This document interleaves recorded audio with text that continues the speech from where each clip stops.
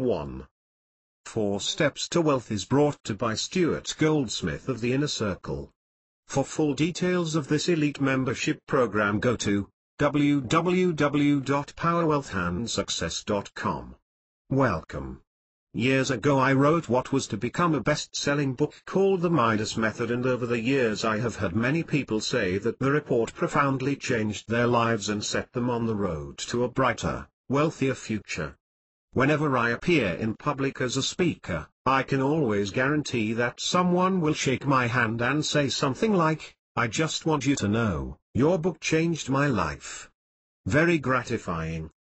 The book is still available if you can get hold of a copy, but what I have done in this special report is to distill the basic ideas contained within its pages, down to a far shorter, more manageable length under a new title: 4 Steps to Wealth.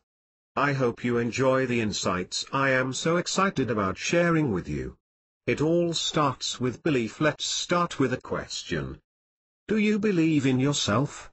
Do you believe that you can have more, that you deserve more, that you can be more? Be careful about just answering yes. When I started out on this journey, years ago, I didn't believe in myself enough to get the life that I really wanted.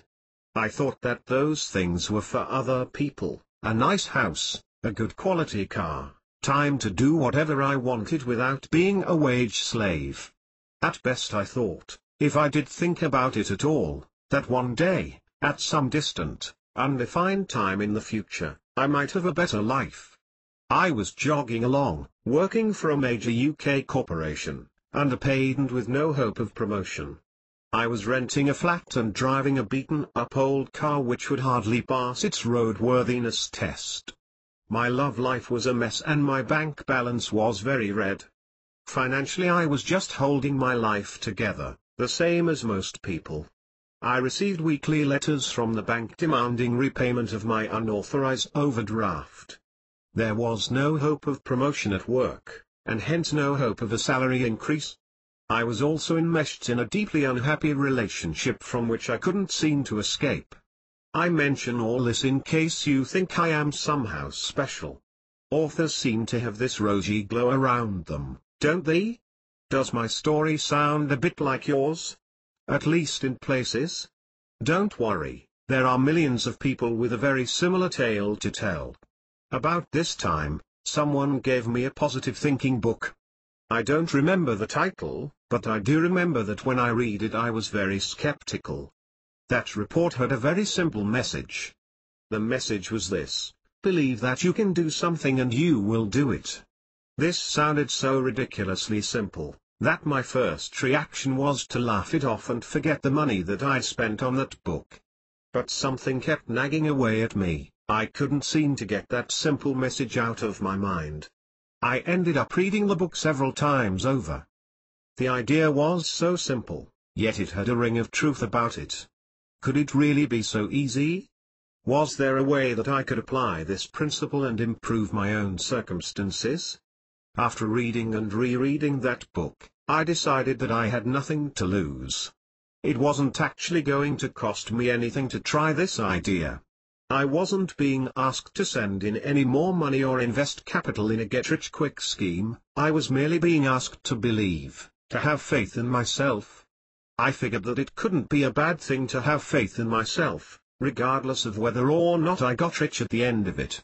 I also knew that if, by putting these principles to work, I could start from nothing and get even a fraction of the things that I wanted, then I must be on to a winner.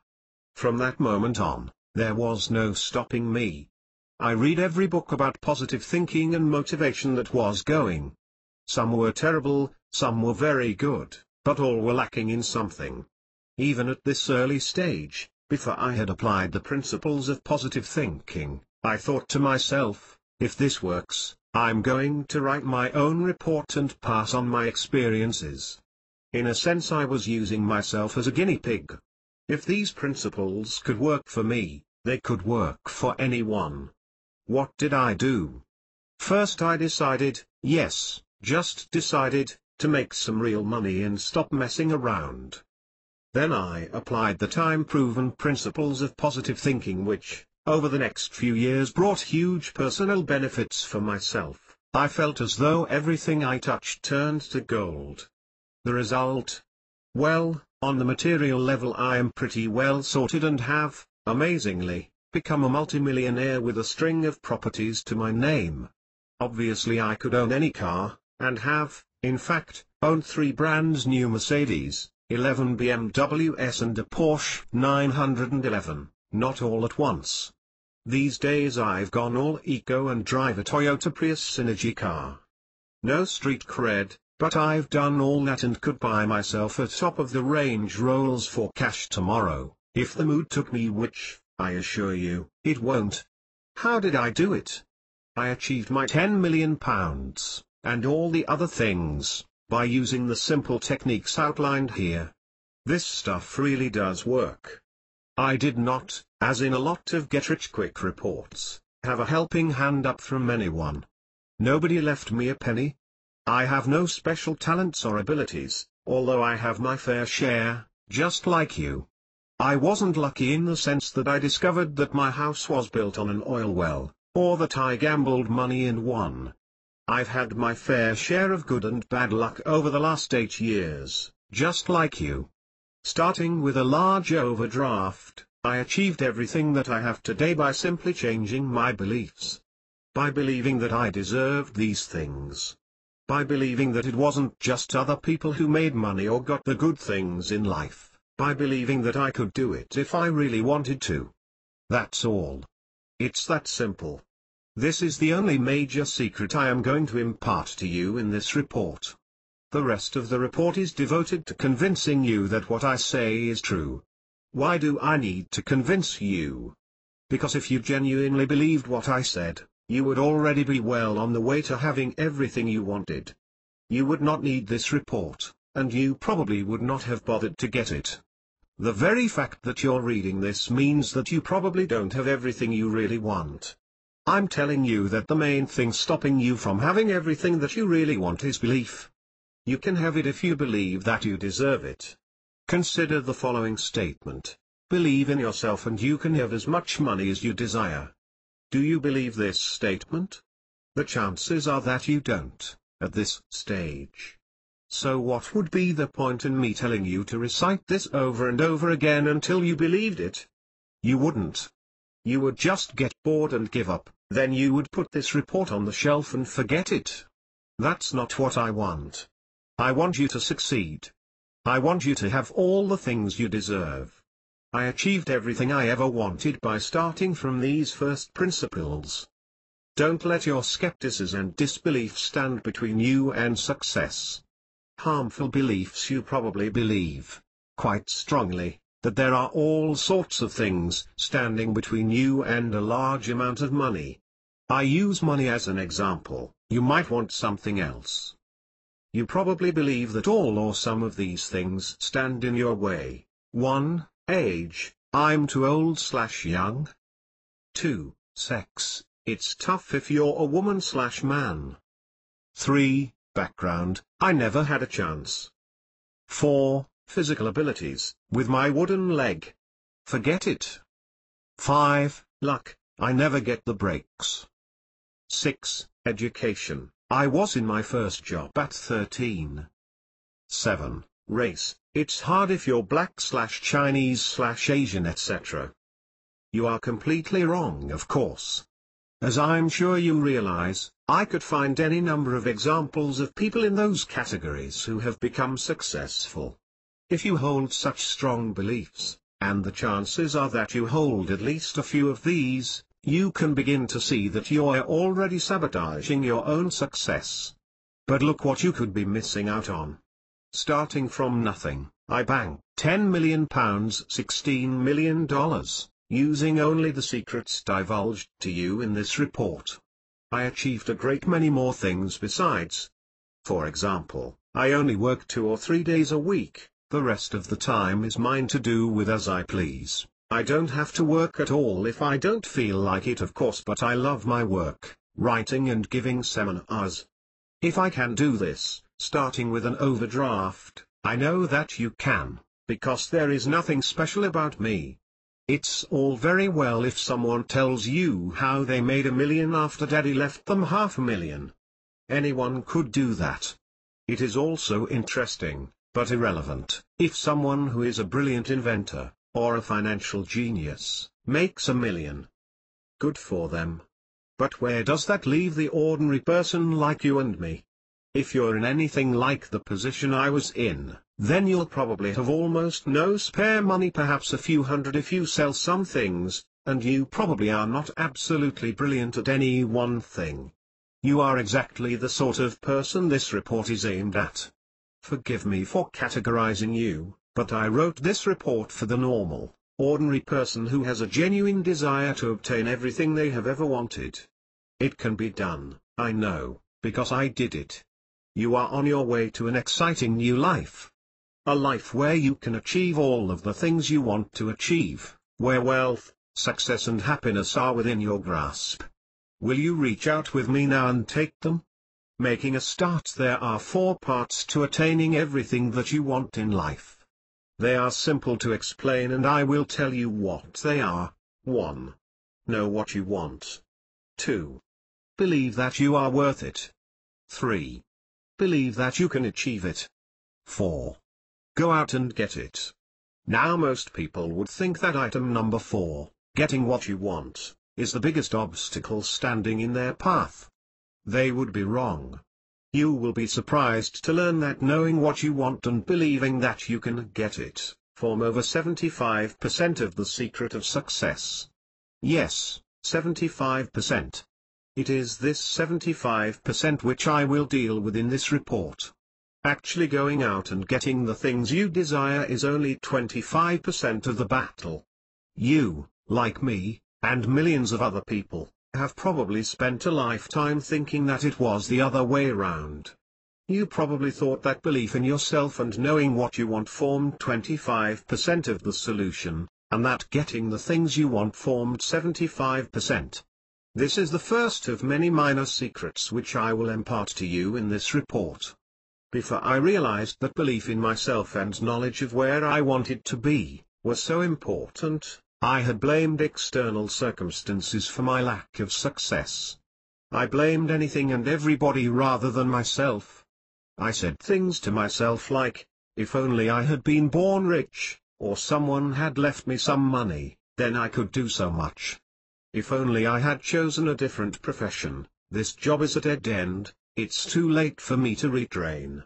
Other people get rich, not me. They probably do it illegally anyway. Either that or they're lucky. I spent a great deal of time and energy reinforcing my negative self-image, and then finding reasons why I could not possibly make a success of my life. I spent many hours doing this, I worked at it very hard. Are you as guilty as I was? Do you spend time thinking up detailed and plausible reasons why you can't have the things you want? Worse still, do you firmly believe that you are a special case, that your unique circumstances totally exclude you from success and happiness? Are you prone to thinking, it's all very well for him, but... Together, we will shatter the illusion that your present situation is caused by external influences over which you have no control. You will come to know for yourself that you can control your own destiny, within limits, of course, that you can call the shots, that you are not a puppet whose strings are being pulled by some external agency.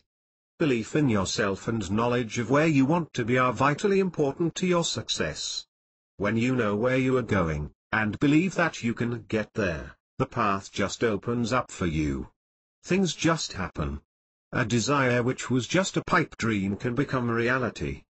By applying yourself to changing your belief structure, the whole world opens up to you. I'm telling you that it really is simple. When I suspended my disbelief all those years ago, I gave myself a chance in life. After all, I had nothing to lose. But what have you got to lose? Nothing. You will need belief in order to change your life as from today. Together, let's have a look at belief. The amazing factor which accounts for a massive 50% of the pathway to success. Believe in yourself, you're worth it. belief is the first and most important secret of happiness and success. Right now, at this very moment, you are reading this sentence at a certain stage in your life. Think about your life for a minute or two. Think about the financial side, for a start. How well off are you? Take a look around you at your possessions, think about your bank balance and savings account. If you have either, think about your total wealth. Now do a little exercise. On a piece of paper, add up your total wealth. This can be done in a very short period of time. Do it roughly, there's no need to be exact. Write down your big assets first, with an approximate price next to them. Then your most expensive possessions, then the approximate value of your other possessions. Now look at your total. How do you feel about your total financial worth? Are you happy or unhappy about it at this stage of your life? The chances are that you would like to do better, probably a lot better. Now I want you to try something. Imagine being in a better financial position. Strongly visualize yourself driving the car you really want or living in the house you have always desired. Spend a little time over this until you can really imagine yourself in this better position. Now ask yourself a vital question. Do I believe that I am worth this, and do I believe I can achieve this? Ask yourself this question now. Think about it for as long as it takes to come up with an answer, and don't be tempted to answer yes, just because it sounds good. Look a little deeper within yourself. If the answer is an emphatic yes, then great, you are well on your way to achieving more. If the answer comes back as no or you are unsure, then join the club of millions of people who have not yet started to believe in themselves. Right now you are totally trapped by your lack of belief. No wonder you don't have the things you want, like a nicer place to live. You don't believe that you are worth it, and or you don't believe you can get it. Until you start believing in your own worth, there is not a single chance in 10,000 that you will ever achieve the wealth and happiness you really deserve. Why? Because no matter how hard your conscious self works towards achieving these things, your subconscious knows that you are not worth it. Your subconscious will go to great lengths to sabotage all your efforts and ensure failure. Your conscious and subconscious minds will not be working as a team. In fact, they will be pulling in opposite directions, like a tug of war.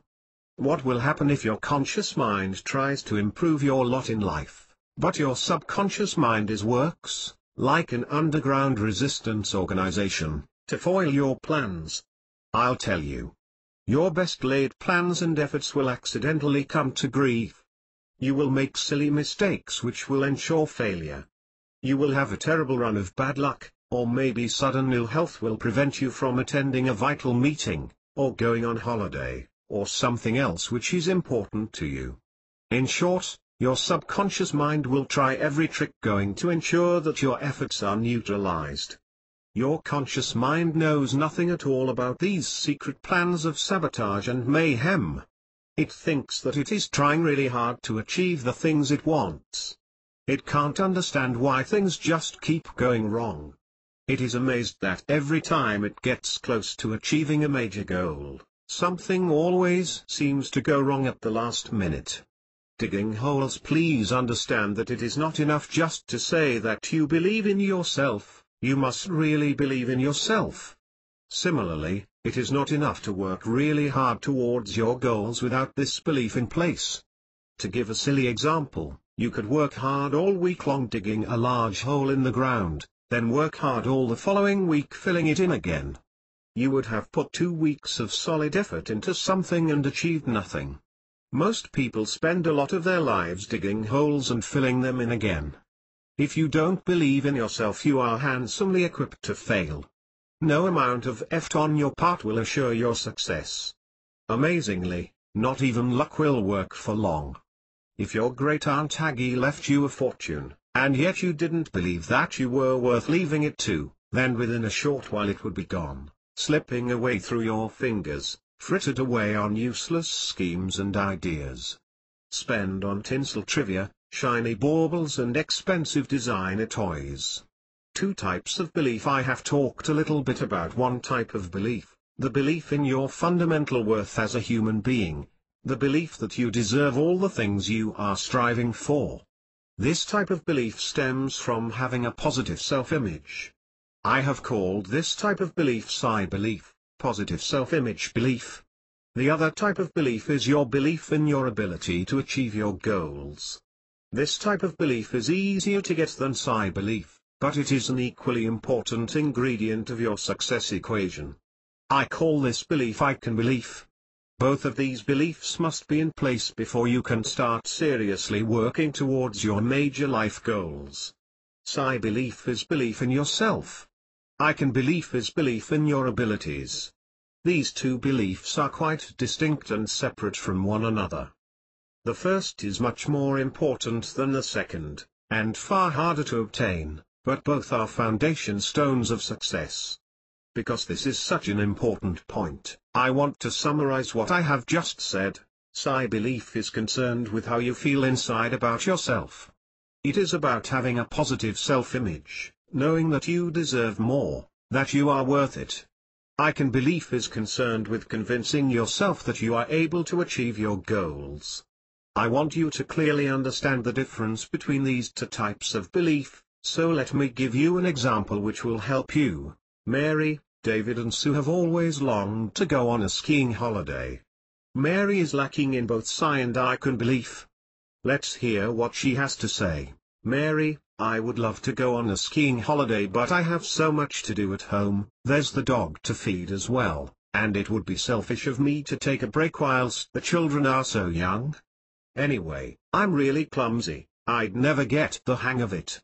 Translation: my needs are less important than a dog's, psi, and I couldn't do it anyway I can. David is lacking only in psi belief. Let's listen to him. David, skiing is for rich people, not for the likes of us. Pity really, because I'm sure I would be good at it as I love most physical sports. Translation: I'm a second-class citizen and I'm going to make sure that I stay that way. I don't doubt my abilities though. Sue is lacking only in I can belief. Here's what she might say. Sue, a holiday is a really great idea. I deserve a break after the year one I've just had. The children can go to my mother's, she'd love to have them and the change would do them good. Does it have to be skiing though? You have to be really athletic and muscular, don't you? Translation: I feel good about myself inside and know that I am worth this break. However, I have doubts about my abilities, and I'm a bit scared of this unknown challenge. These examples should help you to understand how different the two beliefs are. I'm now going to tell you something which you might find surprising. Psi belief is to do with feelings and emotions about yourself, and is not easily improved by logical argument, whereas I can belief is more rational, and is open to logical argument. This becomes obvious when we look at our skiing friends. No amount of rational, logical argument about how easy it is to ski, how cheap the kennels are, or how much the children might enjoy her being away, will convince Mary to go on this holiday. Why? Because she doesn't think she is worth it. All this talk of dogs and children is just a smokescreen to give her an excuse for not going. If I did try to convince her, the conversation would go something like this. Mary, why don't you take this break? You deserve it. Mary, but who would look after the dog? There are plenty of excellent kennels close by, but if you don't fancy them then I could look after it for you. Mary, thanks, but it's not just the dog. Don't forget I'm a mother and have certain responsibilities to my children. I can't just get up and leave them. Sure you can. They're old enough now, and you've told me many times that your mother would love to have them. Mary, that's true, but I couldn't really afford to go. There are so many other things I should spend my money on, like clothes for the children. Why not spend it on yourself just this once? Mary, anyway, I couldn't leave the house empty for all that time, there are lots of burglaries around here. And on and on and on. One excuse after another. Do you see what I mean? Mary's practical problems are purely incidental to the central message which runs through her every sentence. This message is, I'm not worth it. I should spend money on other people, not me. I don't deserve a holiday. Do you see that no amount of rational talking or explanation can help Mary? Sue, however, is a different proposition. She has a fundamentally positive self-image. All she needs is a little convincing and reassurance about her abilities. I could probably persuade her to go if I told her about the easy slopes, the beginners' classes, and the fact that there would be dozens of people just like her. In other words, by presenting a rational argument, I stand a good chance of boosting Sue's I can belief. A talk with Sue might go something like this: Sue, I've never been skiing before, I couldn't do it. Surely you have to be really fit? Me, nonsense. Most of the people going won't have been before. There are beginners' classes and excellent training. Sue, I'm too old though. They're all youngsters, aren't they? Me, are you joking? Last time I went there were 3 people over 60 who were there for the first time. Sue, I'd be scared of hurtling down those long slopes like you see on the television. Me, laughing, you only get to go on those slopes when you're good and ready. You'll be starting out on the flat. Sue, really? Perhaps it would be fun after all. A little more rational argument and Sue might be willing to go. Notice the difference between Mary's message and Sue's message. Mary is saying, I'm not worth it. Sue is saying, I can't do that. These are very different statements. Notice also how I was able to persuade Sue by rational argument. Increasing your belief in your own worth, is a more difficult proposition, because it is not amenable to rational argument. Do you remember earlier I asked you to take a little time over the question, do I deserve a larger house? This is because I knew that belief was not easily approached by such intellectual questions. Belief is lodged so firmly in the subconscious mind, that I asked you to imagine being in your new home. The coins of the subconscious mind are images, just as the coins of the conscious or rational mind are thoughts. There are no thoughts in the subconscious mind. Because all this talk about conscious and subconscious minds can be confusing, let me summarize this chapter briefly. You will not achieve your goals without self-belief. There are 2 types of self-belief, belief and I can belief. Belief reflects how you feel about yourself deep down inside. It is about your level of self-worth. Belief cannot be improved by rational argument, reading reports, or discussion. It can be improved by visualization and by actually achieving something, starting off with small things.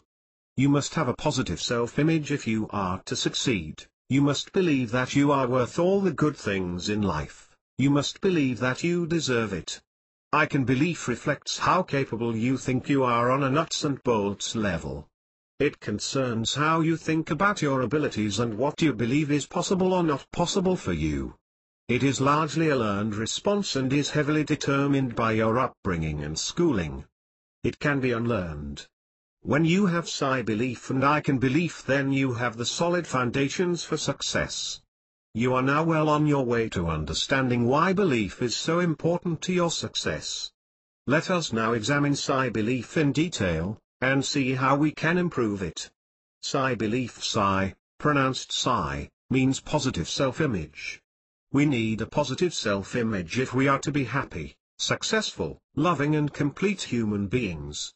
Unfortunately, few of us have a very strong and a lot of us have a pronounced negative self-image, Lack of belief will prevent you from achieving the things you want in life. How much it will prevent you, depends entirely upon the depth of your negative self-image. There is a very simple relationship between your and your achievement potential. The stronger your the more you will achieve. The converse is also true. The stronger your the less you will achieve. Remember that this is independent of your abilities, and independent of luck, although these 2 are frequently blamed for the failure which always accompanies a negative self-image. I also told you that psi cannot be improved by rational argument. This is because the subconscious mind does not understand argument, or even English, for that matter, and psi is buried deep in the subconscious. Therefore I will not waste any time telling you what a really wonderful person you are and how you deserve all the things you really want in life. Although this is true, it will not have much of an effect upon your negative self-image. Instead, I want to explain a little bit about how people get negative self-images in the first place, then I'll tell you how to dramatically improve your psi to the point where you can unlock the doorway to success. Where does psi come from? Most people are dealt a full hand of psi at birth. Safe in the womb, the baby feels warm, relaxed and loved. It has no inkling of the potential dangers which lie outside. If it could enter into a discussion with you, it would probably say that it felt valued and wanted. In other words, it would have a high psi level. Arguments about pre-birth traumas aside for the moment. After birth, the baby enters the stage of life upon which will be enacted an important drama. All good drama has conflict as an underlying theme, and in this case the conflict is between the forces which increase the child's psi level, and those which decrease it. You entered onto this stage the moment you were born, and since that moment, you have been subjected to some forces which made you feel good about yourself, increased your psi, and some forces which made you feel bad, decreased your psi or increased your psi. These forces we will call strokes. A term coined by Dr. Eric Berne. The present level of your psi belief is a direct result of these conflicting strokes throughout your past life. If you have a high psi, then you received more, or better quality, positive strokes than negative. If you have a low psi, then you received more, or stronger, negative strokes than positive. I will now tell you something which is very important. These strokes have far more effect upon your psi when you are younger than when you are older. By older I mean over about 12, remember also that strokes are stored away subconsciously, so you don't have much access to them via your conscious mind. Positive and negative strokes started to accumulate when you were born, some would argue before. As a baby you immediately started to store away feelings about your own self-worth psi, belief, depending upon how your parents handled you and spoke to you. If they spoke softly and were kind, loving and gentle, then your psi started to increase. On the other hand, if they were rough and unkind, your psi started to decrease. In the real world, few babies are either loved absolutely, or continually brutalized, so you probably received a mixture of positive and negative strokes depending on the stress levels of your parents. Hopefully you received far more positive than negative, but if it was the other way round, then you were off to a bad start with a pronounced psi. The process didn't stop there. As you grew up into a toddler and learnt to speak, you started to be bombarded with messages intended to alter your psi one way or another. Wait a minute. Surely the psi is not affected by messages like these because it is in the subconscious and the subconscious doesn't speak or understand English? That's right. It is not really affected by the content of the message, although the icon is, but it is affected by the emotional tone of the message. Put simply, the words are not important, it is the way they are said which affects the psi. The power of emotional tone, for example, you could say really softly, gently and lovingly to a 1-year-old, "I wish you would go and jump in the pond and drown, I can't stand the sight of you." The chances are that the child would smile sweetly back at you. Alternatively, you could yell loudly and angrily at the same child, "I think a banana is a yellow-skinned fruit and I'm going to eat one now." And no doubt it would burst into tears and become very upset. The content was unimportant. It was the emotional tone which had the effect. I will now tell you something surprising. Even when you are old enough to understand language, it is still the emotional tone of the message which affects your psi level and not the content. The content affects your icon level, but we will be discussing that in the next chapter. Let me give you some examples. Danny is 4 years old and very pleased with the model boat he has just made. He toddles up to Daddy and proudly displays his handiwork. Daddy says in a flat monotone without looking up from his paper, "That's really very good, Danny, well done." Danny feels dejected and toddles off to play by himself. Although the content was correct, the emotional tone did not support it.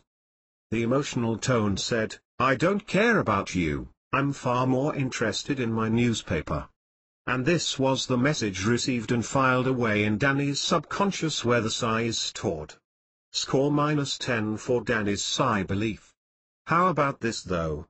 Danny toddles up with his model boat and shows it to Dad.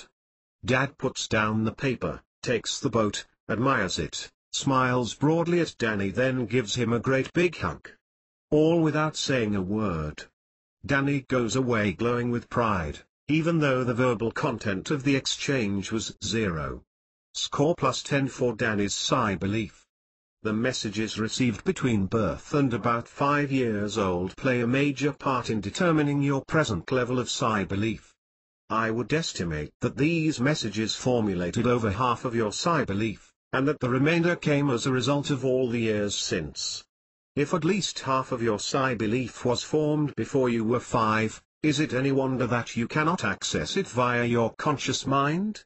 It is there nevertheless, and it controls your life as effectively as a puppet master controls a puppet. School days: when you went to school you opened yourself up to an absolute barrage of messages, a great many of which affected your psi belief.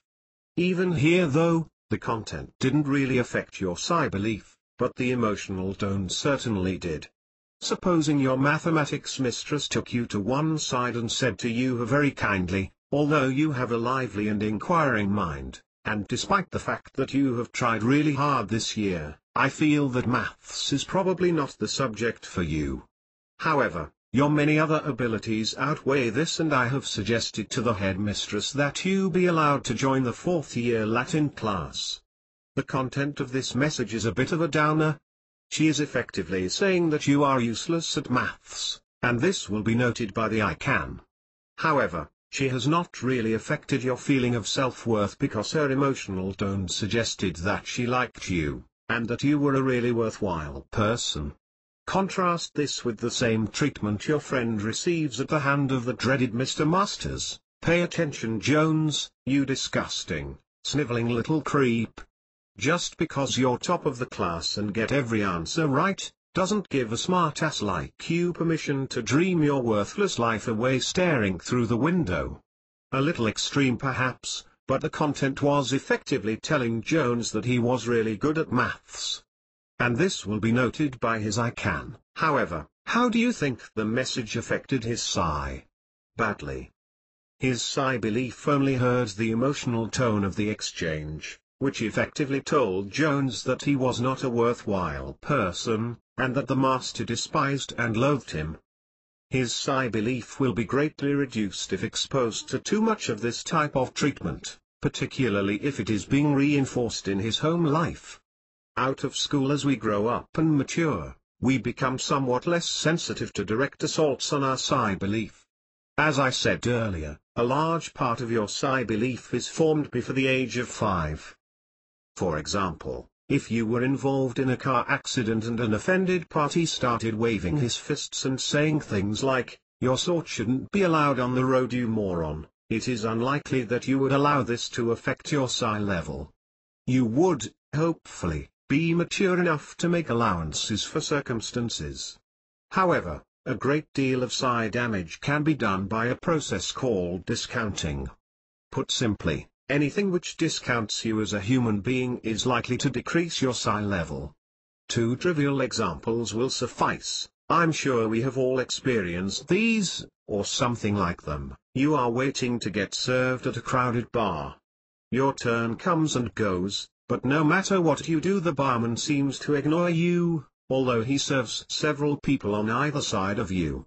You may easily feel discounted and worthless because the implied message is, all these people are more important than you, you're worthless.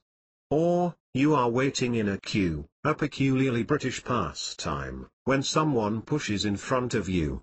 Again you feel very upset, Not because you have to wait a little longer, but because you received the message, "You're so worthless, I'm not even going to acknowledge your presence." Too many of these situations without the compensating positive strokes can cause a gradual decrease in an otherwise mature person's psi level. It is very important that you understand that psi is a dynamic, changing thing and is affected by daily positive and negative strokes. Even the most rugged psi would crumble if deprived of positive strokes for too long, or exposed to negative strokes repeatedly. No person is an island unto themselves. For example, if someone with a really high psi were to find themselves in solitary confinement, say in a prison camp where they were being continually brutalized, and without access to positive strokes, for example other prisoners, it would be an alarmingly short time before their psi level was reduced to nothing. This extreme example should serve as a reminder to us that we have to continually maintain our psi belief. I was very excited when I first realized that psi belief was central to achieving success, because up until that point I had blamed external factors for my lack of achievement. Of course these external factors, lack of money, bad luck, being external, were out of my control. If they were out of my control, I couldn't do anything about improving my situation, could I? I wasn't to blame. I could happily carry on moaning about my bad fortune, complaining about my lack of abilities, talents or money, and starting every other sentence with "if only." After all, what could I do about it? When I realized that psi belief was the real controlling factor and that all the other things which I had blamed were minor by comparison to this, it was as though I had suddenly woken up. The shock of realization was quite a powerful and liberating experience. It is my sincere hope that through this report, you will come to have this experience yourself.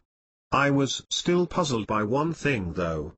Why does our subconscious mind prevent us from achieving all the good things which we deserve? It seemed to me to be plainly stupid that a part of your mind could plot in secret against another part to stop us from being happy.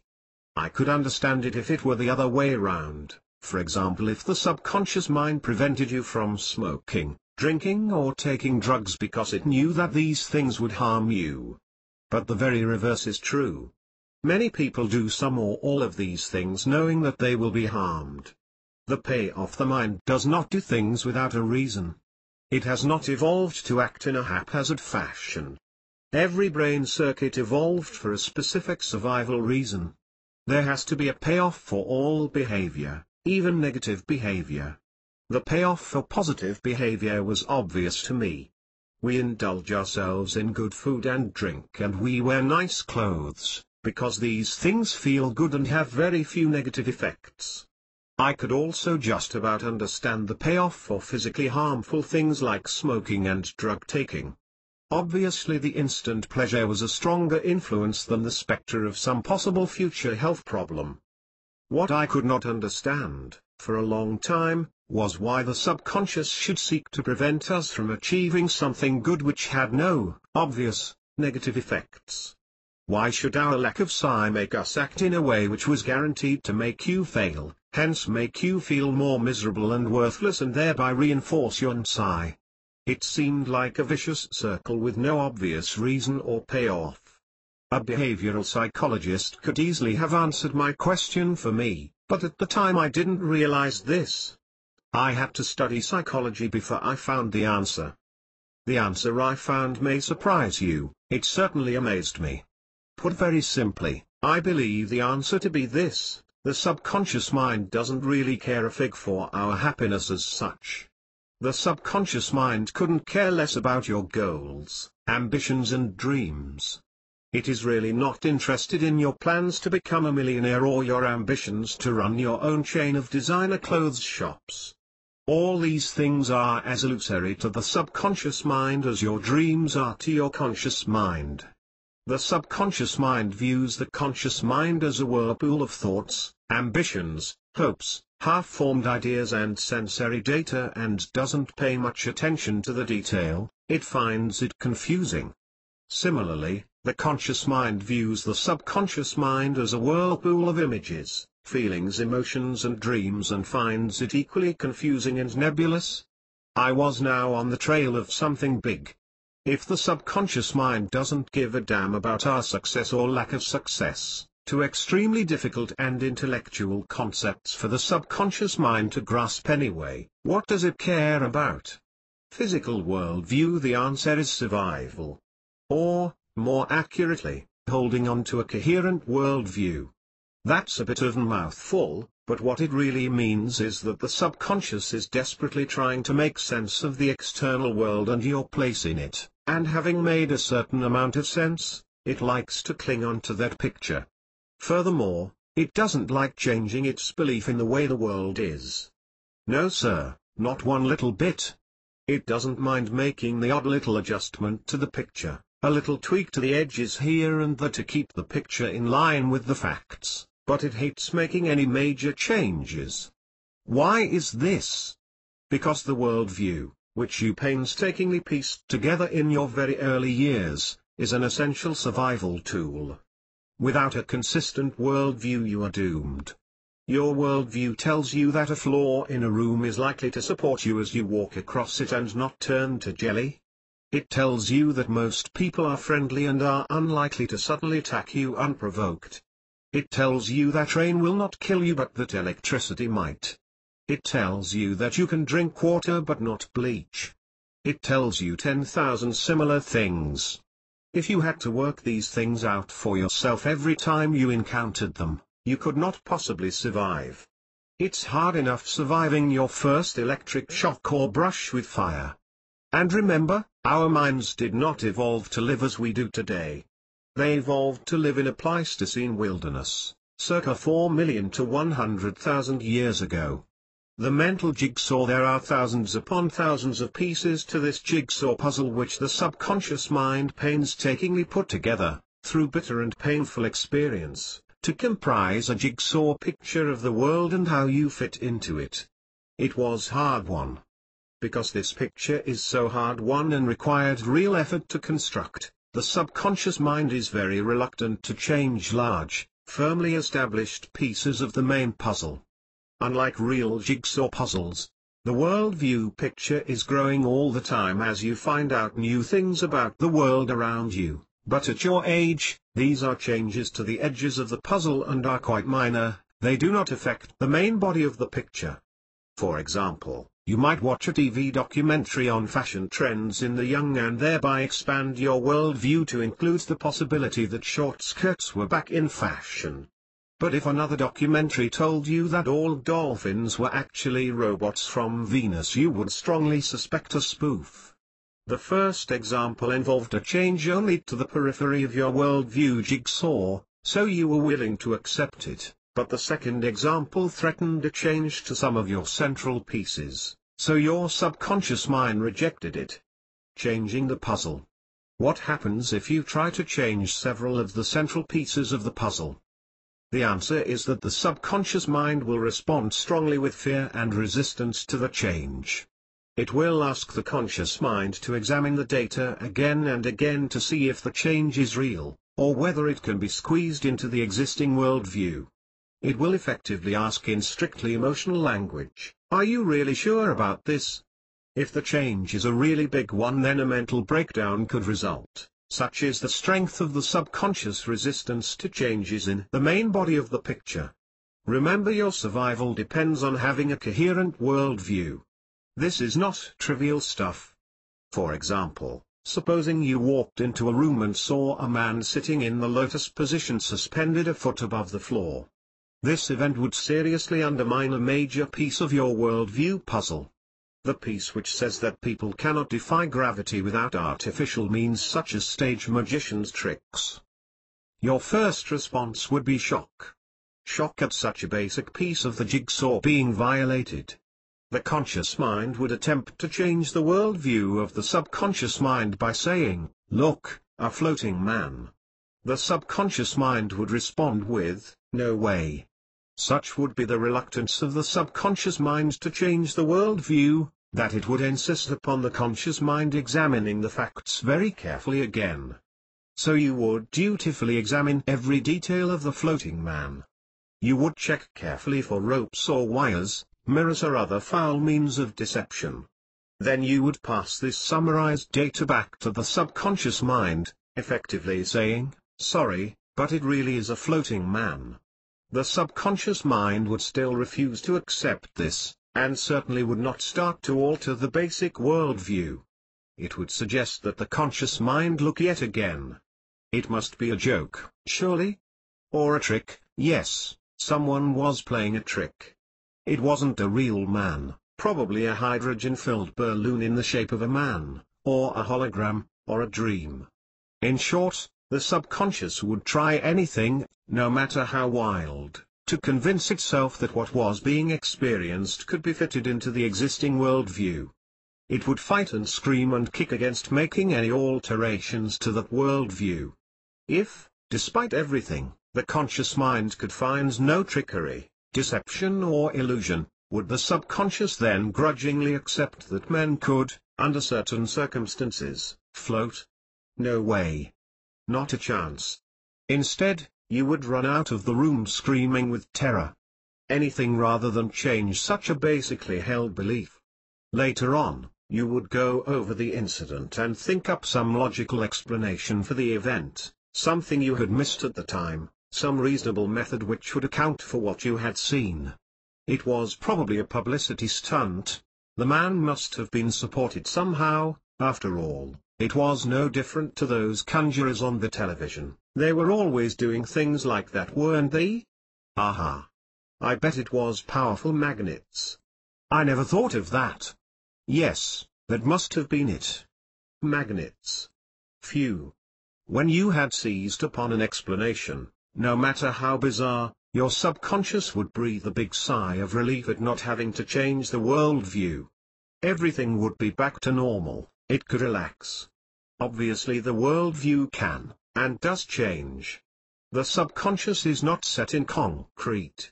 However, pieces of the jigsaw which are considered central to the basic picture on the box lid of life require a great deal of effort to change. Other pieces of lesser importance require less effort to change. The black polar bear, for example. All polar bears are white. You know that, I know that. If you saw one which was totally black, you would look at it for some time and try to evaluate it. Eventually you would be prepared to consider the possibility that black polar bears do exist, but this change is unlikely to cause you major problems. Why? Because it integrates with your other knowledge, worldview. Sure, you've never seen or heard of a black polar bear, but what do you know about color and animals? It's pretty unspecific, right? There are black swans and white swans, albino crows and such like, so this is unusual, but not totally bizarre. I have told you a little about how the subconscious mind likes to build a physical picture of the world around it. This is essential if you are to survive. However, in addition to building a nice, cozy picture of the physical world around you, the subconscious mind also likes to build another picture which is equally as powerful. This is the picture of who you are and how you fit into the society and environment around you. It is this facet of the worldview which is important to our discussions. Here is something very interesting. The subconscious mind works in exactly the same way when it comes to defending its views about who you are and what you are, as it does to defending its picture of how the outside physical world should behave. In other words, the subconscious will kick hard against any attempt to change your beliefs about who and what you are. And the payoff is security. To the subconscious mind, security, coherent worldview, is everything. It will vigorously oppose any attempt on your part to change the worldview, and it will do this despite any effect on your happiness. As I said earlier, it couldn't care less about your happiness, but it does care about security. The security of a consistent worldview. Are you getting this? Is it making sense?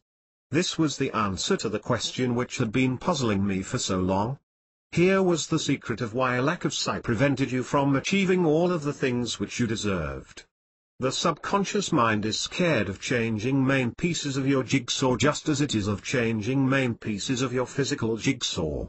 Once it has worked out where you fit into the social scale, it is most reluctant to make any changes to this picture. Your earliest experiences affected your psi belief until your subconscious mind had built up a nice, solid picture of who you were, and how much you were worth as an individual. During the first few years of your life, your positive self-image, or lack of it, became firmly established in the subconscious mind. It became, along with many other things, one of the central pieces of the jigsaw. Remember this, not an outside piece, where the jigsaw can grow, but a central piece. This social picture covers many topics. For example, it defines your class, how you feel about yourself, how you think others feel about you, how much you feel you are worth, how lovable you are, how much you feel you deserve, and many, many more things. Whilst the subconscious mind is happy to tinker around with the edges of this picture, it hates to touch the main body of the picture because of the panic which this will bring. Summary: if your psi belief tells you that you are a failure and do not deserve to succeed, your subconscious will make you act in a way which is guaranteed to ensure failure, rather than change a piece of the main jigsaw picture. In this way it ensures stability and security. Your subconscious is not willing to tinker around with basically held beliefs. It is far more interested in security and maintaining its worldview. In the second section of the report, I'll be showing you how to boost your psi belief, thereby removing one of the main obstacles in the path of success. Once you have been freed from psi, the sky is the limit. You can achieve anything which you want to. You will no longer limit yourself to second best, but instead, you will travel first class through life. Why? Because you will know that you deserve it. I can believe. Yes. You can achieve anything that you want. Well, nearly anything. I often say this to people only to have them give silly examples of things which they can't do. For instance, they may say, I really want to fly to the moon by flapping my arms. How can I do that? Or I'm 75 but I want to become the heavyweight boxing champion of the world. I call this absolute limit to your potential the real ceiling. Your real ceiling height is set by things like your age, and hence physical ability, and by what is impossible, in the proper sense of the word, for example levitation. For the purpose of illustration, I would like you to imagine this real ceiling to be like the ceiling of a huge cathedral, way, way above you. It may surprise you to know that most people spend their entire lives living and working under a false ceiling. Furthermore, this false ceiling is set much, much lower than the real ceiling, thereby effectively preventing people from achieving things which are readily achievable. Now then, how high do you think your false ceiling is in comparison to the real ceiling? You'll be amazed when I tell you that most people's false ceilings are under 3 feet high. Let me say that again. Most people are working under a false ceiling which is less than 3 feet high. They are crammed into this artificially small space without even room to lift their heads. People who give examples of silly things which they cannot do, fly to the moon unaided, are pointing out the limitations of a 100-foot ceiling, whilst working under a 3-foot ceiling. Yes, there are things which you cannot and will not achieve, but these things are so far above your present false ceiling that they are irrelevant. Why worry about not being able to fly to the moon if you haven't even taken a holiday for the last 5 years? Why worry about being heavyweight champion of the world if you cannot even give up smoking? I'll tell you something else. Although the real ceiling to your achievements is 100 feet high, your wildest dreams of wealth, power and happiness are set at around the 50-foot mark. In other words, they are well below the real ceiling. They are achievable. I'll say that again in case you missed it. Your wildest dreams of wealth, power and happiness are achievable. Raising your ceiling. Think of the fantastic feeling of relief that you would experience if you could raise your false ceiling from its present low height to the full 100-foot height. It would be like being born again. You could do anything which any other human being with similar abilities to yourself had done before, or even something which nobody had done before. The possibilities are staggering. You could become a millionaire. Yes, you could become a millionaire. Why not? Millionaires are common. There are tens of thousands of them around the world. It's not so very special. In fact, this is one of the easier things to do. They don't all have special abilities or talents which are excluded from you or me. They are not a breed apart, some exclusive elite to which we can never aspire. This might have been true 100 years ago, but it certainly is not true now. Most of them are honest and hardworking, and they do not have any secret knowledge from which we are excluded. I became a multimillionaire, starting with an overdraft. I promise to you that I am just an ordinary guy with no special gifts or talents for making money. I wasn't lucky either, in fact I had a lot of bad luck. I just believed in myself and my abilities. I raised my false ceiling, not to the full 100 feet but to at least 50 feet. I still have another 50 feet to go. But having a 50-foot ceiling sure as hell beats having a 3-foot ceiling. Believe me, there is a very big difference between having a 3-foot ceiling and having a 50-foot ceiling. Excuses perhaps at this point, you are probably thinking things like, that's all very well, but he makes it sound easy, he should see where we live. If it were that easy, everyone would do it. I bet he hasn't got children/dogs/sick mother/wooden leg. And many other things like this. In fact, I hope you are making excuses, otherwise you shouldn't be reading this report. Excuses are what people use to cover up or justify their lack of scientific belief. I hope you will forgive me for calling them excuses, but that is what they are. I'll show you why you feel you have to make excuses and how to stop making excuses by raising your I can belief from the present 3-foot false ceiling to as high as you can go. I vividly remember the time when I made all sorts of excuses for not achieving success. I didn't take responsibility for my own life. It was easy and convenient for me to blame someone or something else for my failure.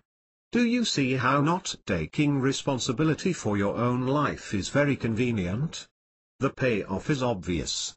By blaming external agencies you absolve yourself from responsibility, which, in turn means you don't have to try, so you don't have to risk failure. These excuses are self-reinforcing. They lower your level of I can belief and bar you from whole areas of life. When you raise your I can belief, you stop making excuses. All of us have restrictions which we could use as excuses. We're all either poor, lacking in ability, lacking in opportunity, bogged down with responsibilities, too old, too young, ill, infirm, the wrong color/race/sex, etc., etc. The list goes on. Here are a few of the excuses which people use to justify their lack of success. I never had a proper education. The trouble with me is that I am too highly qualified. It's all right for you, I was in my first job at 13, what chance did I have? Mummy and Daddy were very rich, consequently I didn't have to do a stroke. If only I'd been made to get a job at 13, that would have given me the toughness which I lack. To moan or not to moan? How can you tell an excuse from a genuine complaint? Simple. Excuses are nearly always given as a reason for inaction. Complaints are just moans and groans, they rarely stop people getting on with things after they've had their moan. For example, this weather plays havoc with my arthritis, is just a moan, but, what's the point in taking a holiday in this country when the weather is so awful? Is definitely an excuse. There are other little ways of spotting an excuse, either in yourself or someone else. For example, key expressions often give away excuses. Expressions like, if only. It's all very well but. I could never do that. It's all right for you. There is a foolproof test of an excuse. If you demolish the excuse, is another one immediately offered in its place? For example, here is an imaginary conversation with Arthur. Arthur, I've always wanted to go to Disneyland, but I can't afford it. Me, that's amazing. Just this morning I was given an all-expenses-paid holiday to Disneyland because I met my sales target. I'm reported up for a holiday already, so why don't you go in my place? I owe you a big favor anyway. Arthur, really? Thanks a million. I'll go. In this example, Arthur was not using excuses to maintain a false ceiling. He saw an opportunity and seized it. However, supposing the conversation had gone differently and he had responded to my offer as follows: Arthur, wow. I'd love to go, but I get really scared in airplanes, it's a real phobia. Me, it's your lucky day. This is a sea cruise taking in the sights of New York, then traveling by Greyhound bus to Disneyland. Arthur, a sea cruise? Hey, won't that mean that I have to be away for over a month? I couldn't do that. Me, sure you could. I'm your boss. Take a month off, you've earned it. Arthur, well, you see, I have this collection of rare snakes which have to be fed every day. I couldn't leave them. Me, snakes? Hey, wow, I love snakes. Do you think I could feed them for you? Arthur, but I'm expecting an offer any day from my publisher. I'd hate to be out the country when that call came through. Me, okay. Get him to call you at your hotel. Arthur, her. Me, him, her, what's the difference? Arthur, it's a great offer.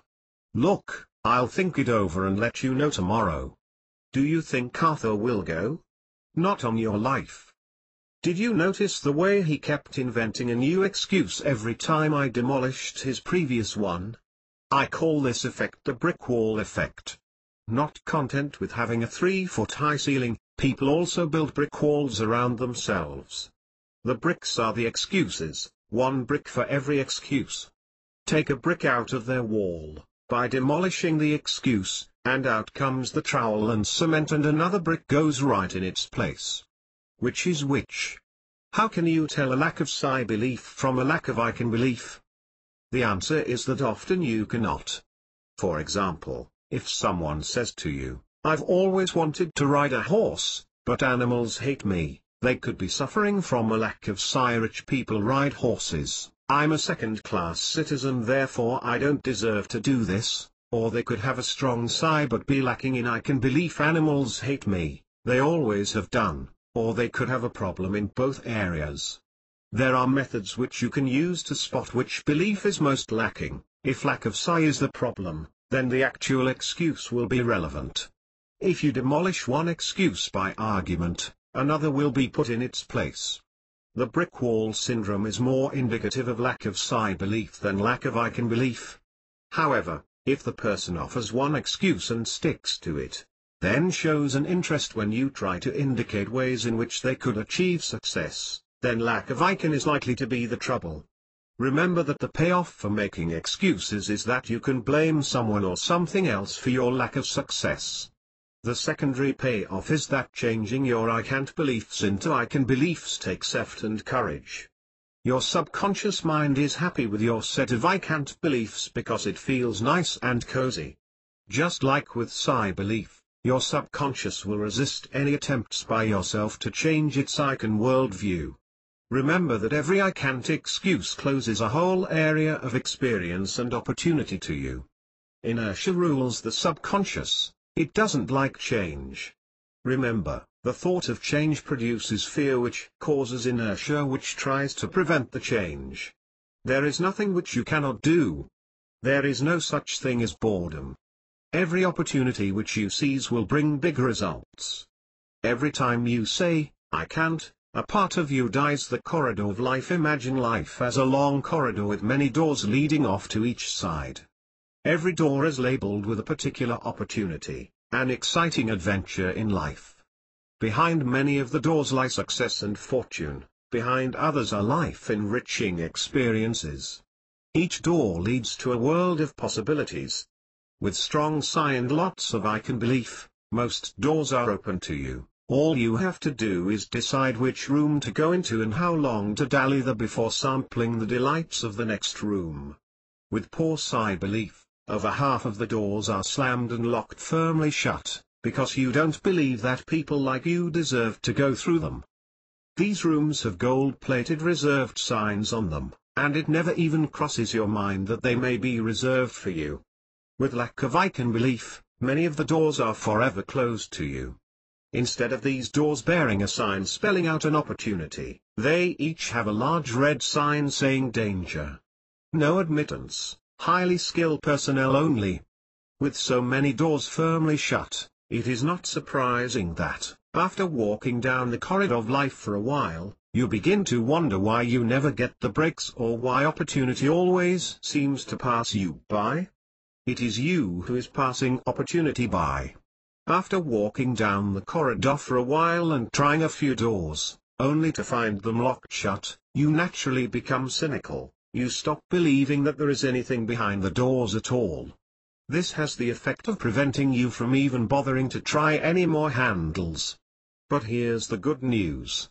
You can choose to abandon these old I can't beliefs. They are relics, fossils of a bygone time. They are someone else's hang-ups passed on to you. You don't need them anymore. Sure, your subconscious won't like changing the worldview. It will hate throwing away all those nice neat pieces of the jigsaw, it will fight any changes you try and make, but my response is, tough luck.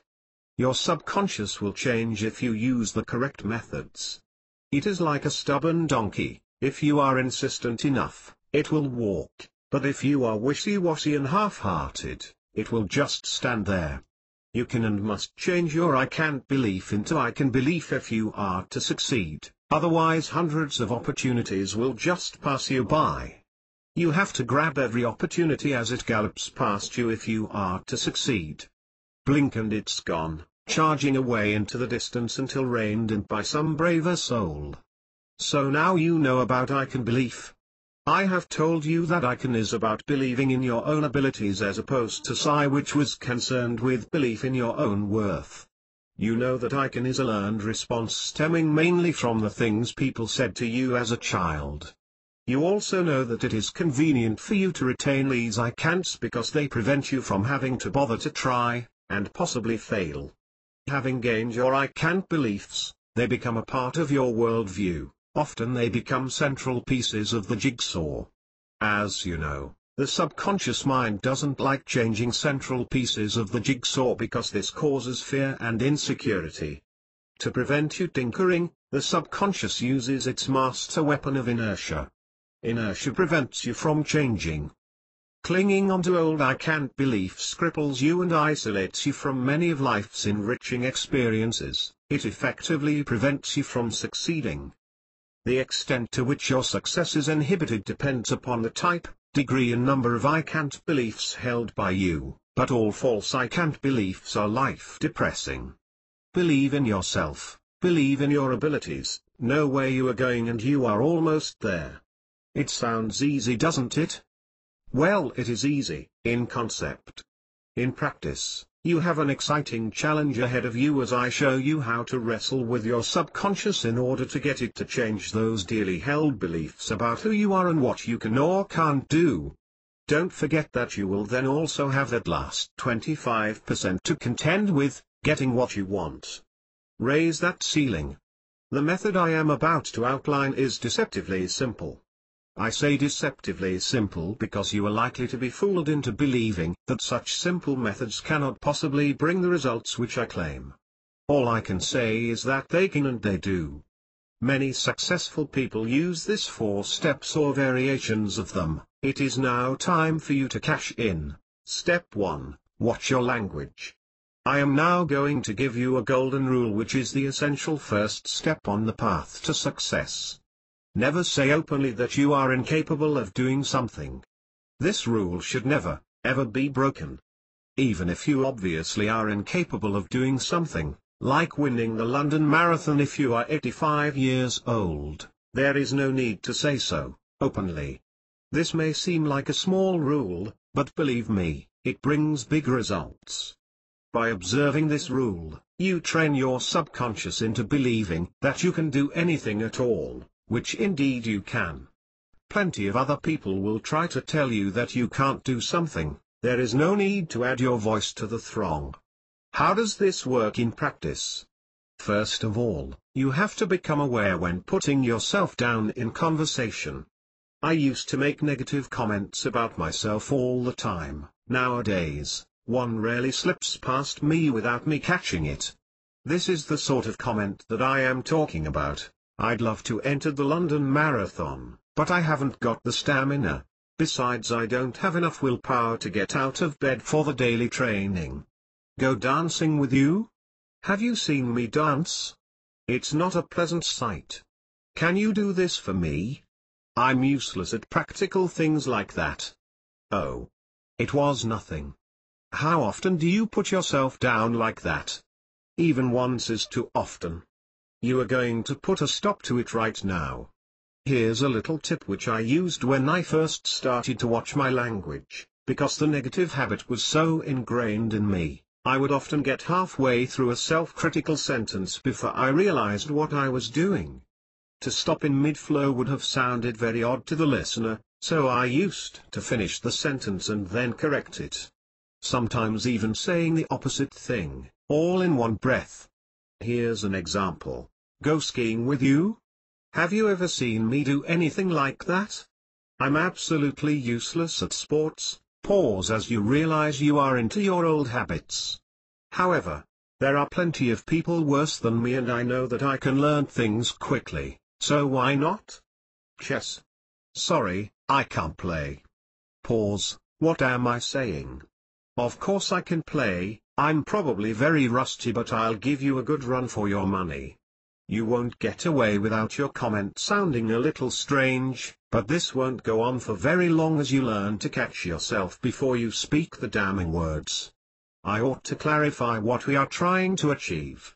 You don't have to do anything which you don't want to do.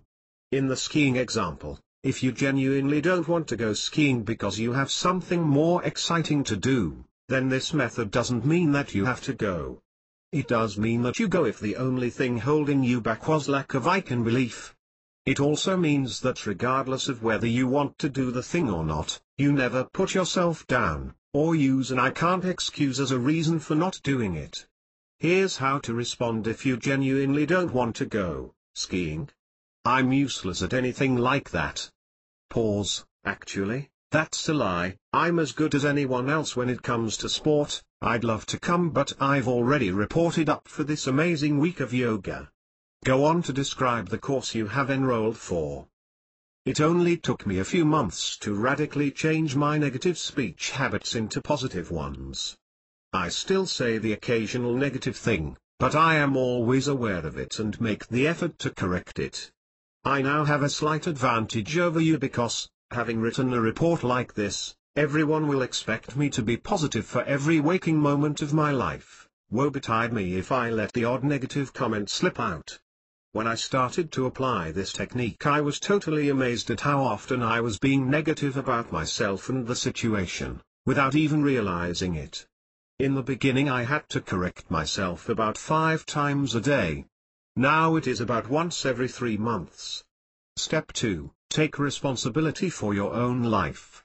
Here is another golden rule: never, ever blame anything or anyone else for your misfortune. Get out of the blaming habit. This rule should never be broken. Even when you obviously can blame something else, for example if your house is struck by lightning and burns down. This rule should never be broken even if it obviously is someone else's fault, for example if a friend lets you down for an important meeting or occasion. In the vast majority of cases, blaming external circumstances is an excuse which you use to prevent you from taking action which will change your life. Remember, I did this all the time, so I'm not telling you anything which I haven't experienced myself. Start taking responsibility for your own life, now. Change the way you think and act. Don't blame other people. Don't even blame yourself, just pick yourself up and get on with it. Put your loss down to experience, and remember that no one ever achieved anything in this world without setbacks. Do you think that God is personally against you? Do you believe that Lady Luck always turns away from you? Forget it. You have your share of good and bad breaks, just like me, but the difference between success and failure is recognizing the good breaks, by opening yourself up to opportunity, and not dwelling on the bad breaks. Certainly you should never let a bad break stop you from trying all the harder. Again, watch your language. This is important. Don't use expressions like, "You make me sick." "You make me really angry the way you argue with me." "You make me feel bad when you don't come home until late." Nobody makes you do anything unless they use physical force. This has been true since you left home. You choose to put yourself in certain situations, you choose to feel or react in a certain way. Here are some alternative expressions. I make myself feel sick in certain circumstances. I allow myself to get angry when you argue with me. I choose to feel bad when you stay out late. If they sound strange to you, that only goes to show how common it is to blame other people for the way we feel. Take responsibility for the way you feel, the way you act and the way you are. When you do that, suddenly it is all under your control and it is no one's fault but your own if you stay the way you are. Step 3, if you're not doing anything more important, grab this chance. This rule allows you to break free of inertia. Too often we turn down opportunities which come our way even when we haven't got anything else to do. The more things you do, the more things you will enjoy. If you follow this rule, you will, like me, totally eradicate boredom from your life. I can honestly say that I am never bored. I find most subjects interesting. Even a report on left-handed spiral nut inserts can be interesting if you approach it with the right frame of mind. Although you have to be pretty desperate. Say yes to more opportunities for learning and growth and you will be amazed at the results. Whole new corridors of doorways will be opened up to you. Chance will come your way much more often than it comes to other people because you are exposing yourself to so many more opportunities. This way you make your own luck. Step 4, set goals. Successful goal setting brings almost magical results. I have used the technique many times to get exactly what I want from life. It is not a new technique. Thousands of successful people use it in one form or another. They have all discovered the immense power which can be unlocked once you know where you are going and know what you want. What is goal setting? It is a simple method of writing down exactly what you wish to achieve, reading it out loud at regular intervals, and visualizing the goal coming true. All three of these things are essential if the method is to work. Here is the method which I have found to work best. I guarantee results if you follow this method. If you think you know better and decide to skip some parts, or take shortcuts, then I wish you luck but cannot guarantee that it will work. I strongly suggest that you follow my method to the letter. It is well tried and tested, and will bring results. Here's how to do it. Writing your goals. The wording, this is all important. A goal can succeed or fail on the exact detail of the wording. This is how to word your goals. Rule 1. For goals concerning personal improvement, write your goal as though it were happening already. For example, I am becoming more positive in every area of my life. I am eliminating negative thoughts and feelings. I am becoming less irritable. Things do not annoy me as much as they used to. The wrong way to formulate a personal improvement goal is as follows. I will become more positive in my outlook on life. This is wrong because it is always at some undefined future time that this will happen. The mind is lazy and answers such an assertion with, will you? How interesting. Okay, wake me up when it happens. Another wrong way to formulate such a goal is as follows. By December 31, 2008, I will be more positive in my attitude towards life. This is wrong because personality changes are gradual and do not happen suddenly at midnight on December 30th. It is because personality changes are gradual that you can get away with saying, every day I am becoming a more positive, without the subconscious calling you a liar. The other reason why this example is wrong is because there is no end to how much you can improve your personality, therefore there is no cutoff point. You can't say, by December 31st I will be kind. How kind? There is really no limit to the amount of kindness which you could display. That is why it is better to say, every day I am becoming kinder. This way you can stop using the formula when you feel that you are kind enough. You can say, by December 31st I will have a higher paying job which I also enjoy, because that is a definite, realizable goal with a distinct cut-off point. By that date, you either have, or haven't changed jobs, there is no argument about it. This leads directly onto Rule 2, for all goals other than personal improvement, specify the exact nature of the goal and state a deadline by which the goal will have been achieved.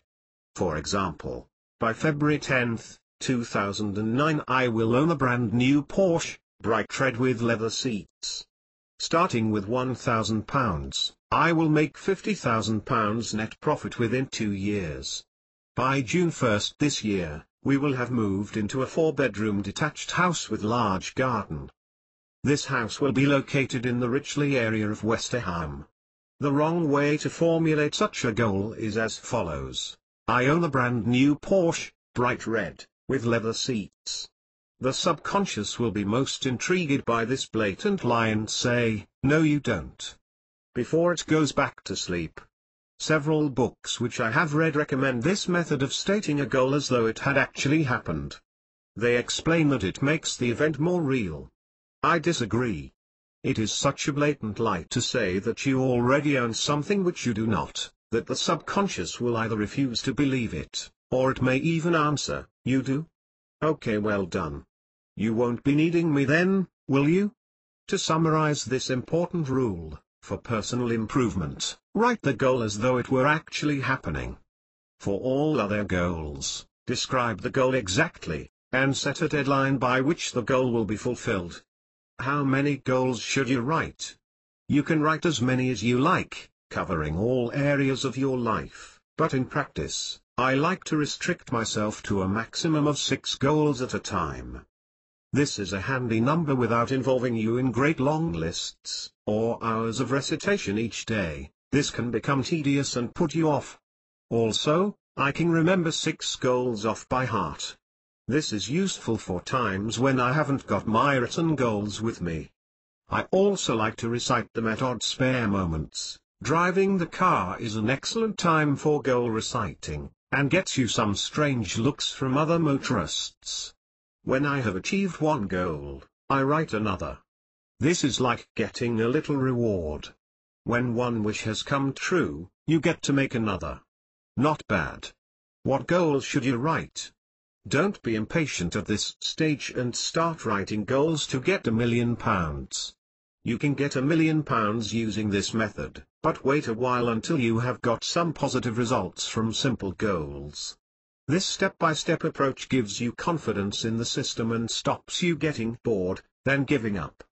I don't want you to give up, I want you to get everything which you desire by using this system. I know it can be done. Also, reaching small goals is a tremendous boost to your PSI. What do I mean by simple, achievable goals? Well, I would suggest that you set 2 or 3 goals of a fairly mundane nature, and one of a slightly more challenging nature. To find mundane goals, look around the place where you live and choose some irritating job which you have been putting off for ages. Here are a few examples: putting up that shelf you bought 3 months ago. Fixing the catch on the cupboard that annoys you every time you go to open it. Phoning a friend and asking for the return of that book which you lent to them. Finding the time to visit your sick aunt/friend/neighbor. Joining a local club. Slightly more challenging goals would include, asking the boss for a rise. Taking a weekend or day break to a town which you have always wanted to visit. Enrolling for a course of driving/tennis/hang gliding/ballooning lessons. Starting a correspondence course. Here is a typical example of how your first goal list might appear. I suggest you always use the first 2 goals no matter what your other goals. I can achieve anything I want, the whole world of opportunity is open to me. Every day I am becoming more positive, I am eliminating negative thoughts and feelings. By next Friday, I will have phoned Mary and asked for the return of my book. By Saturday 13th March, 2 weeks away, I will have repaired the faulty catch on the kitchen cupboard. On Monday 15th March, I will meet with my boss to discuss possible promotion opportunities within the company. By Tuesday 16th of March, I will have reported a weekend holiday for us both in Scotland. Don't worry if this list seems mundane. You're only going to be using it for 2 or 3 weeks.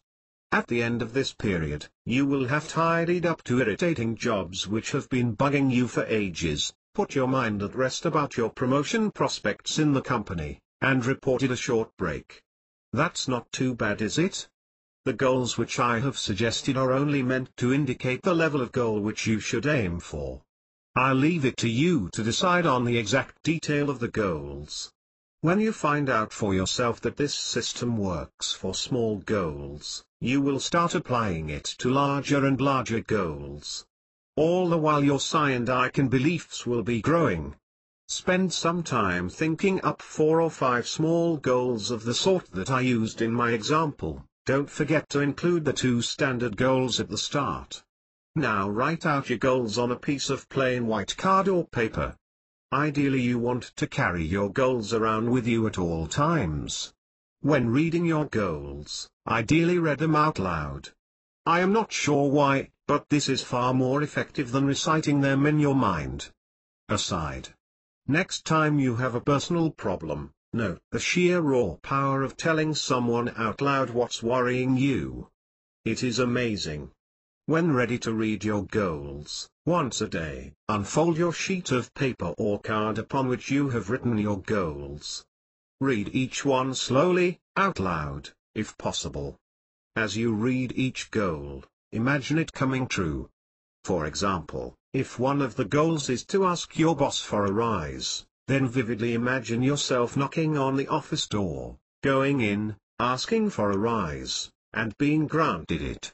If one of your later, larger goals is to get £100,000, then strongly visualize your bank statement, see the computer entry of £100,000, and note the total on the statement is in excess of this figure. If you have no bank account, then imagine someone giving you bundles of £20 notes.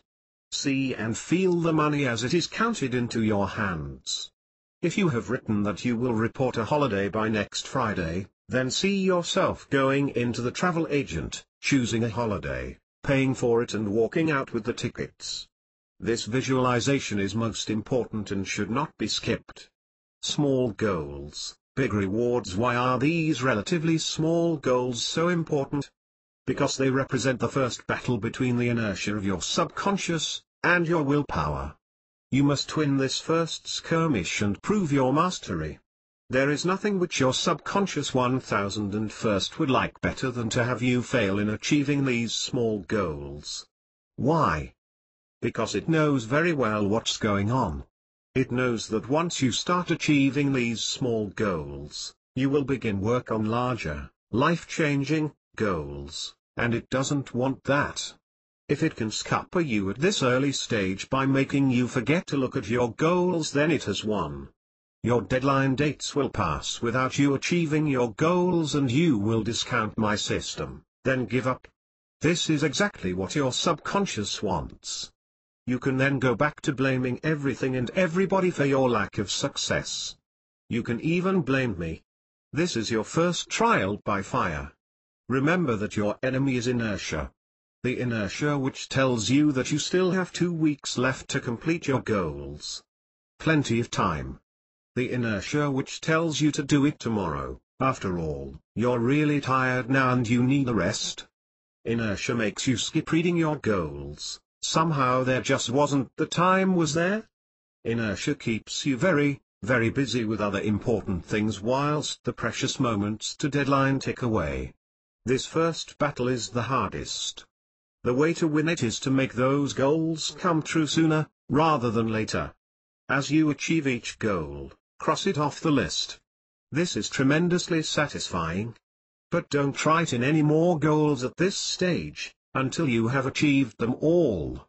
This should not take more than a few weeks. A word of warning. It is not a good idea to tell other people what you are doing. In particular, do not let them know your goals. I don't know why, But it has been my experience that it has a powerful reducing effect upon your progress if other people know what you are attempting to do. Keep it to yourself for the moment. Don't even share it with your closest partner, unless they want to use the method themselves, and have their own, secret, goals. A little cynicism from a trusted friend or partner can do a lot of damage at this stage. Setting larger goals first of all. Don't alter the two goals which affect your icon belief. These should always be in place. After you have achieved your first set of goals, you can progress on to the next level of achievement with some confidence. For this next level, I suggest that you choose goals from the intermediate level, one of which you should have included in your first list of goals. Here is a sample of intermediate level goals. There are obviously thousands of possible goals. Assume today's date is Jan 1st, by February 20th I will own a new digital camera model OL616XC. By March 1st I will have resigned from my job. By this date I will have found a job working as an apprentice vet. This is something I have always wanted to do, I owe it to myself, and I will do it. By March 1st I will have turned my £1,000 savings into £3,000. This should give you some idea of the intermediate level, together with typical time scales. Notice that the time scales are much longer, 2 months, typically, so you will have to be much more patient. But the goals are much bigger, so they are worth waiting longer for. Write these, and all future goals down on a clean, white sheet of A4 or card, as before. Repeat them each day in the manner described for your simple goals. As you achieve each goal, and you will achieve them if you follow my method, you may cross it off the list and add a new one as and when you like. Make sure that you cross the goals out neatly, use a ruler. I am not being pedantic over this. Your goal sheet is a serious document and you don't want it devalued by scribble and scruffy crossing out. You wouldn't do that on a legal document, so don't do it on this document. What next? When you think that things are going really well for you, and you have achieved quite a few, 6 at least, intermediate level goals, then you are ready for the big time. Remember, only a few months will have elapsed since you started using my system and you are already poised to set yourself some really big goals. These are the exciting ones. How to set really big goals by this stage. Your psi and icon belief levels should both be improving steadily through actually achieving your goals. This is the time to start introducing, gradually, some big-time goals. These are what I call big-time goals, although you may have your own ideas. Assume today is Jan 1st 2008, by December 31st 2012, my net assets will be in excess of £1 million. By September 1st 2010, I will own a brand new Porsche, red, with leather seats. Starting with £100, I will build a limited company which has a turnover of £250,000 by December 31st 2009. This company will be highly profitable. I will be married/divorced by August 1st 2009. On February 1st 2009 I will give up smoking and never start again. These are just a few of the thousands of possibilities.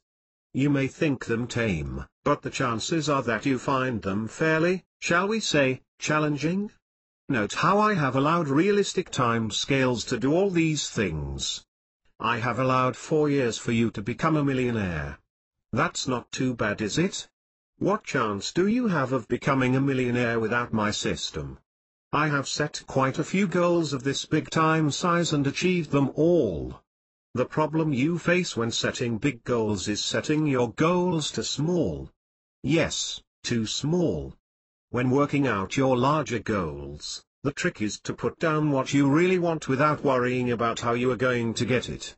If you really want £1 million, then put £1 million down. Don't put £100,000 just because you can't really see how you can get any more than that. That's your poor icon and psi belief coming through. As I told you earlier, tens of thousands of people are millionaires, There's nothing so special about it, and you can become one if you want to.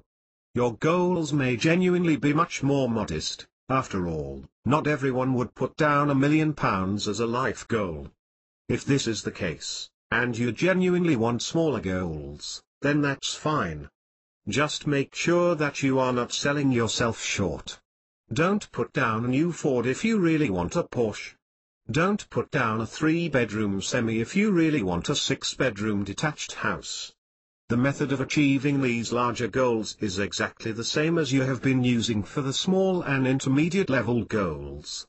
You will need patience, determination and staying power to make these big things happen, but they will happen if you believe in yourself enough. 5 minutes every day, that's all it takes. Not much, is it? Yet it is enough to bring you everything you have ever and will ever want in life, not just material things either, but emotional and spiritual contentment.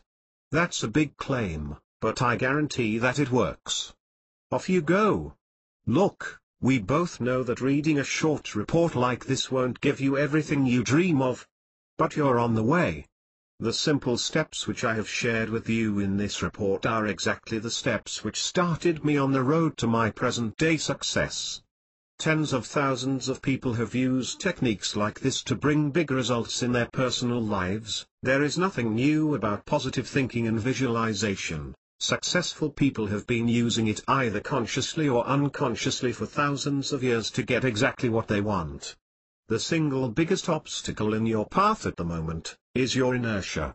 It is up to you to choose, right now, whether you are going to bumble through life hoping for the best, or take firm control of your destiny and start achieving everything you could possibly wish for, or dream of. All you have to do is try my method. It's that simple. Just try. Make a start. It only takes a few moments and costs nothing. It is an amazing fact that quite a large number of people reading this report will not even bother to try the system, not even once.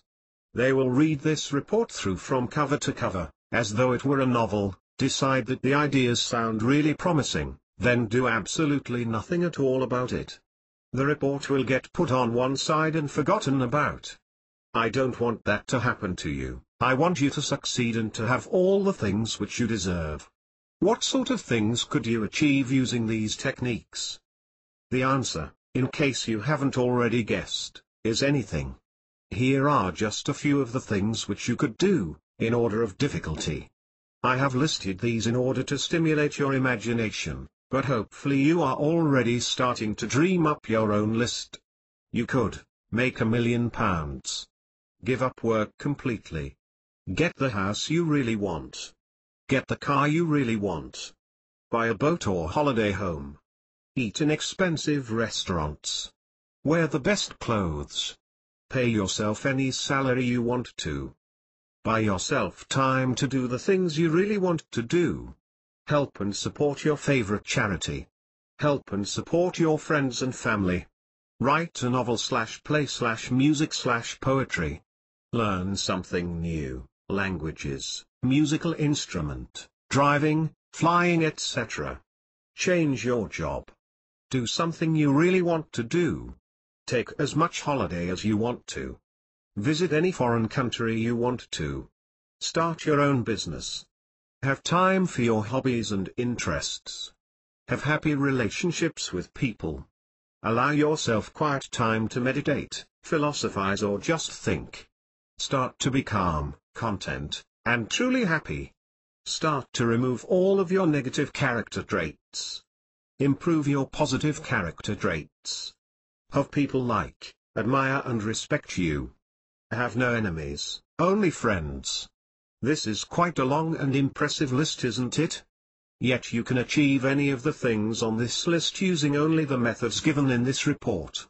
I know this because I have achieved all of the things on this list and many more besides. Yes, that's right, I have achieved every single thing on the list using only my method. If it can work for me, then it can work for you too. Good luck. Stuart Goldsmith, www.powerwealthandsuccess.com